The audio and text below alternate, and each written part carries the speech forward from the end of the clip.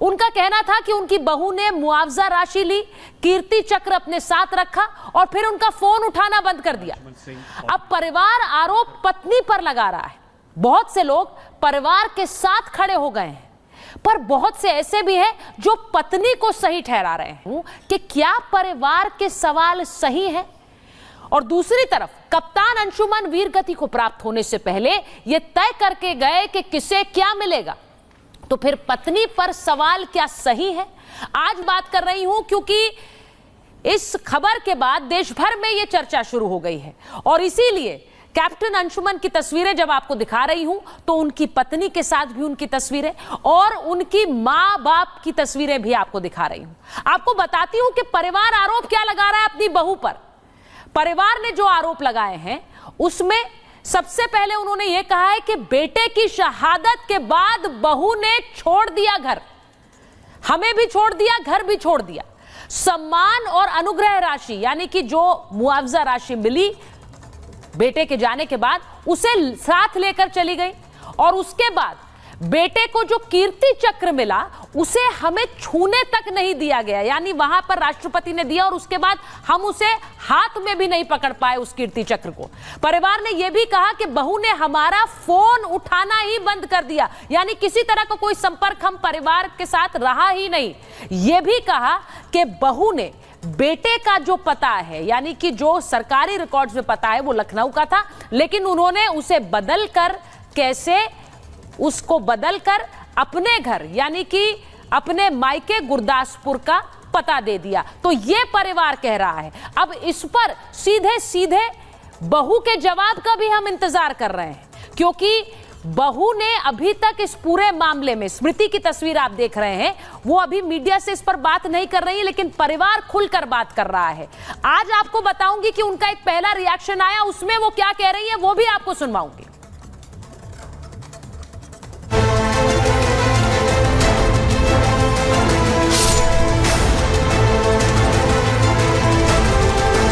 He was very much capable. He would tell me, I'll die with the brass in my chest, just because I am not going to die an ordinary death.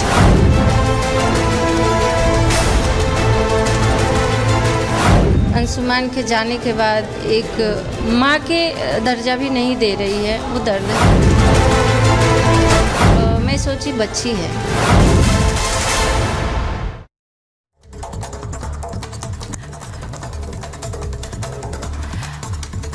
परिवार जो आरोप लगा रहा है, इसी के साथ साथ सवाल यह है कि पत्नी क्यों चुप है।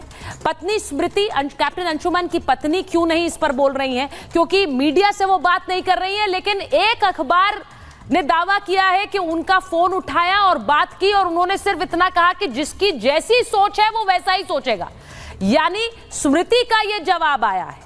अब हमने भी कोशिश की है उनका पक्ष जानने की, क्योंकि किसी भी पूरे मामले की दो पहलू होते हैं, लेकिन स्मृति से हमारी बात नहीं हो पाई है। लेकिन आज इस पूरे मामले में जो सवाल उनकी मां उठा रही है कि मुआवजा राशि और मेडल किसे मिलना चाहिए, इस पर विचार होना चाहिए, आज इस पर भी बात करूंगी। लेकिन स्मृति ने जिस वक्त कीर्ति चक्र मिला उस वक्त क्या कहा था वो भी सुनिए।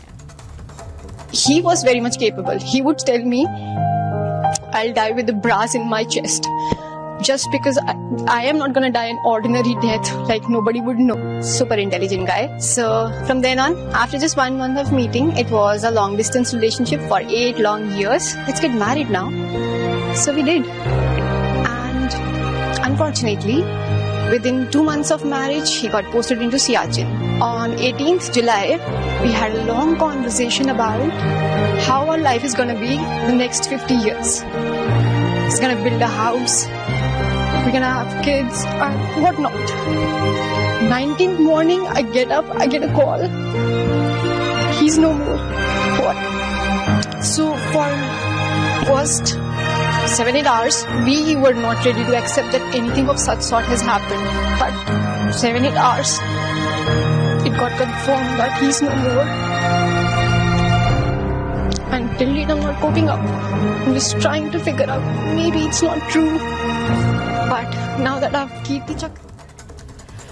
तो ये उनकी पत्नी स्मृति का वो बयान है जो कीर्ति चक्र लेने के बाद उनका बयान सामने आया, जिसमें वो बता रही थी कि कैसे वो अंशुमान से मिली, उसके बाद शादी हुई, लेकिन इतनी कम उम्र में उनके पति चले गए और उसके बाद कैप्टन अंशुमान वीरगति को प्राप्त हुए। लेकिन जो बहस एक छिड़ गई है कि मुआवजा राशि जो कीर्ति चक्र है वो परिवार के पास रहे या पत्नी के पास रहे, क्योंकि परिवार कह रहा है कि पत्नी तो सब लेकर चल दी है।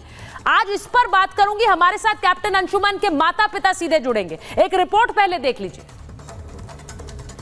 अंशुमन सिंह ऑपरेशन मेघदूत के अंतर्गत सियाचिन ग्लेशियर में चिकित्सा अधिकारी के रूप में तैनात थे। शहीद कैप्टन अंशुमन सिंह को जब राष्ट्रपति द्रौपदी मुर्मू ने मरणोपरांत कीर्ति चक्र से नवाजा तो ये तस्वीरें देखकर सभी की आंखें नम हो गईं। कीर्ति चक्र लेने के लिए शहीद अंशुमन की मां और उनकी पत्नी पहुंची थी। राष्ट्रपति भवन में दोनों का हौसला काफी मजबूत दिखा।